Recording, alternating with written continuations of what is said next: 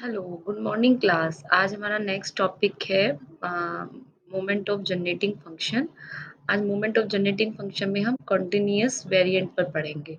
Continuous variant क्या होता है कि द जो मोमेंट्स होता है आपका वो कॉन्टिन्यूअस प्रोबेबिलिटी डिस्ट्रीब्यूशन होता है x is equal to a पर। अब आपको x इज इक्वल टू जो a है इसका मतलब है कि जो ओरिजिन मोमेंट पे आप निकालेंगे वो minus infinity to infinity E to the power T X minus A F X G X होता है। यानी अगर हम पहली डेफिनेशन से देखें तो मोमेंट ऑफ जनरेटिंग फंक्शन की डेफिनेशन होती है वो summation P I E to the power T X minus A होती है।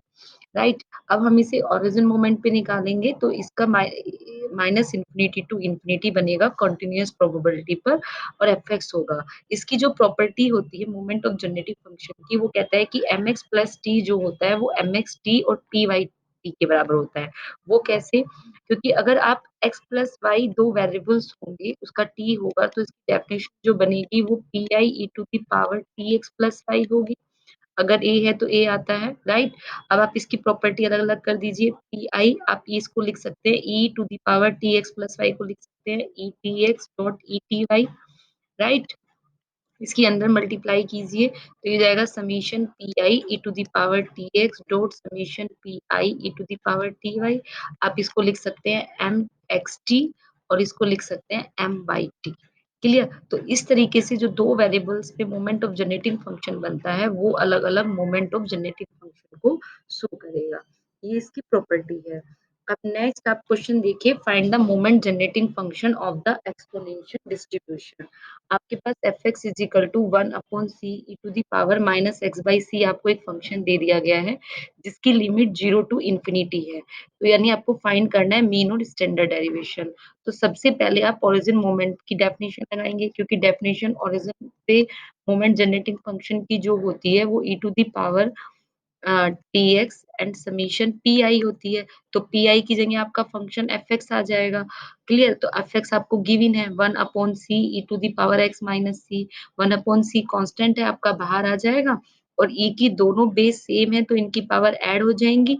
तो E to the power T X और E to the power minus C को जब आप ऐड करेंगे तो एक्स कॉमन आ जाएगा और टी माइनस के वन बाई सी बचेगा। तो आपने इसको dx ले लिया, आप इसे इंटीग्रल कर सकते हैं x की रेस्पेक्ट में। यानी e to the power x का integral e to the power x और फिर x की रेस्पेक्ट में करेंगे तो t minus one by C upon में आएगा। देन आप इसके अंदर पुट करेंगे वैल्यू तो t की जगह पे पुट करेंगे तो इन्फिनिटी आएगा। राइट। और t इन्फिनिटी की वैल्यू जीरो होती है। फिर आप जीरो को पुट करेंगे t की जगह पे तो e जीरो की वैल्यू कितनी होती है? वन होती है। आप इस तरह से इसमें पुट करेंगे तो ये आ जाएगा जीरो माइनस वन। और फिर आप इसको सॉल्व करेंगे एलसीएम लेंगे तो ये माइनस वन हो जाएगा। क्लियर? आप इस माइनस को एडजस्ट करने के लिए ऊपर लेके जाएंगे, माइनस को वन माइनस सी टी लिख सकते हैं। इसको ऊपर लेके जाइए तो one minus C to the power minus T और one minus X to the power minus के फॉर्मूले से इसको ओपन कर दीजिए बाइनोमियल थ्योरम लगा के। यानी one plus x square plus x cube इस तरीके से। तो ये आपका ये सीरीज पूरी ओपन हो जाएगी। क्लियर? अब आप इसका एक टाइम पे डेरिवेटिव करेंगे एम नोड का तो वो आपका म्यू वन कहलाएगा और वो आपका वी वन भी कहलाएगा। यानी मैंने पहली स्लाइड में बताया था कि अगर हम एम नोड का एक टाइम डेरिवेटिव करते हैं तो वो हो जाता है म्यू वन डैश और वी वन। राइट। हम इसको मीन भी बोलते हैं। तो आपने वही करा, इसका एक बार डेरिवेटिव किया और टी की वैल्यू जीरो पुट करी। यहाँ पर t की वैल्यू जीरो पर पुट करी तो वो म्यू वन डैश हुआ, वी वन हुआ और x बार हुआ। इसको सॉल्व करके c आ रहा है। अगर हम इसका दो बार क्या करेंगे, दो बार अगर हम इसको डिफरेंशिएट करते हैं और t की वैल्यू जीरो पुट करते हैं तो ये बनता है म्यू टू डैश। हम इसको वी टू भी बोल सकते हैं। राइट। तो हमने सेम वही किया, हमने इसका दो बार डेरिवेटिव किया और दो बार डेरिवेटिव पुट करके t की वैल्यू जीरो पुट करी तो mu one dash square is equal to two square आ रहा है। अब हम रिलेशन बना सकते हैं वेरिएंस की। u2 two is equal to क्या होता है? u2 टू डैश माइनस के u1 डैश का स्क्वायर। राइट। अब u1 डैश क्या था आपका? एक तरीके से v1 था। तो हमने सेम वही लिख दिया, v1 की वैल्यू यहाँ पे पुट कर दी c स्क्वायर और इसको सॉल्व कर लिया, म्यू2 की वैल्यू आपने निकाली थी ऊपर, तो ये आपका c स्क्वायर आ गया। अब स्टैंडर्ड डेरिवेशन क्या होता है? उसे सिग्मा से यानी वो रूट होता है म्यू2 का और म्यू2 कितना था आपका c2 स्क्वायर तो इसका ये रूट हो जाएगा। यानी हम u2 को वेरिएंसेस बोलते हैं। क्लियर? ये था सिंपल आपका एक फार्मूला। देन आप सॉल्व करिए। Then obtain the moment generating function at the random variable x having the probability distribution। अब आपको यहाँ पे fx दे दिया गया है और 3 आपको वेरिएबल्स दे दिए गए हैं।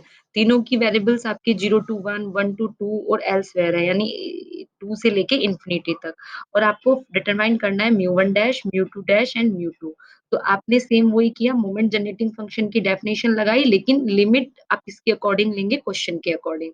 तो आपकी limit minus infinity to infinity होती है, लेकिन यहाँ पे तो सबकी लिमिट अलग दी गई है, तो आपने लिमिट को ब्रेक कर लिया 0 to 1, 1 to 2, 2 to infinity, right? Limit तो ये ब्रेक हो गई। फंक्शन को डिफाइन कीजिए, यानी ई टी पावर तो एक्स रहेगा, फंक्शन आपका एक्स हो जाएगा, फिर फंक्शन रिप्लेस होके 2 माइनस एक्स हो जाएगा, फिर फंक्शन रिप्लेस होके 0 हो जाएगा। दो फंक्शन का इंटीग्रल करना यानी एक्स और E to the power T X है। तो फर्स्ट और सेकंड से जब हम इंटीग्रल करेंगे तो एक्स तो कांस्टेंट रहेगा, E to the power T X का इंटीग्रल क्या होगा? E to the power T X और टी एक्स का टी आ जाएगा, राइट? माइनस करेंगे, एक्स का डिफरेंशिएट करेंगे तो 1 आएगा और इसका integral E to the power T X T रहेगा। क्लियर? अब इसका लिमिट रखिए यहाँ पर, यानी 0 टू 1। उसको फिर अगेन से इंटीग्रल कीजिए, यानी E to the power T X upon T minus के E to the power T X upon T square और लिमिट पुट कर दीजिए 0 टू 1। इस तरह से आप बाकी का इंटीग्रल करेंगे फर्स्ट एंड सेकंड करके और ये तो 0 हो ही गया है और उसके बाद देन आप लिमिट पुट कर देंगे, यानी टी की जगह पे 1 पुट करेंगे तो ये लिमिट आ रही है। क्लियर? एक्स की जगह पे सॉरी, ऐसे ही एक्स की जगह पे 0 पुट करेंगे। Upper limit and lower limit put करके आपकी ये कैलकुलेशन आ जाएगी। इसको सॉल्व कीजिएगा। आप इसको होल स्क्वायर की टर्म में लिखना चाहें होल स्क्वायर की टर्म में या ई टू द पावर एक्स का फार्मूला होता है 1 plus x square upon 2 and x cube upon 3। Clear? अब यहाँ पे है ई टू द पावर 2t, तो अब इसका मतलब है ये 2t हो जाएगा, x को रिप्लेस करेंगे तो क्या बनेगा 1 plus 2t upon 1, 2t square upon 2 and 2t 3 upon cube. तो आपने यहाँ पे 2t का ये फार्मूला ओपन कर दिया। क्लियर? पूरा ऐसे ही आपने ई टू द पावर टी का फार्मूला ओपन कर दिया। अब इसकी कैलकुलेशन करके सॉल्व कीजिएगा तो ये कैलकुलेशन आ गई है। अब यहाँ पे एक बार जब कोएफिशिएंट लेते हैं म्यू1 डैश का तो उसपे क्योंकि फार्मूला हमने पहले ही बताया था कि मोमेंट जनरेटिंग फंक्शन जो होता है वो म्यू आर डैश होता है और T to the power R upon factorial R का कोएफिशिएंट होता है। क्लियर? और इसका मतलब होता है D R upon D to the power R M not T, right? ये और t इज इक्वल टू 0 ये थी इसकी मेन डेफिनेशन जब हमने डेफिनेशन पढ़ी थी। अब यहाँ पे देखिए अगर हम r की वैल्यू 1 पुट करेंगे तो ये t 1 हो जाएगा और ये आपका अपॉन फैक्टोरियल 1 हो जाएगा। तो यानी यहाँ पे t1 के कोएफिशिएंट कितना है 4/3 और दोनों सीरीज में देखिए 1/3। ऐसे ही हम म्यू2 निकालेंगे तो म्यू2 अगर यहाँ पे r की वैल्यू 2 पुट करेंगे तो यानी t स्क्वायर अपॉन फैक्टोरियल 2 तो यानी t स्क्वायर का कोएफिशिएंट आ जाएगा। तो फिर t स्क्वायर के कोएफिशिएंट ले लेंगे। इसी तरीके से फिर आप इसकी रिलेशन बनाएँगे म्यू2 डैश की क्योंकि वेरिएंस जो होता है वो म्यू2 डैश माइनस म्यू1 डैश का होल स्क्वायर होता है। फिर आप इसकी वैल्यू पुट करके इसे सॉल्व कर लेंगे। क्लियर? ये तो था नॉर्मल। अब उसने कहा कि मैं नॉर्मल डिस्ट्रीब्यूशन दे रहा हूँ और आप इसकी लिमिट दी है माइनस इन्फिनिटी टू इन्फिनिटी। तो यानी आपका पूरा फंक्शन एफ(x) हो गया। आपने मोमेंट जनरेटिंग फंक्शन की minus infinity to infinity to the power T X में वैल्यू पुट कर दी। क्योंकि ये बड़ा इंटीग्रल है तो आप यहाँ पे x minus mu upon standard derivation को जेड ले सकते हैं।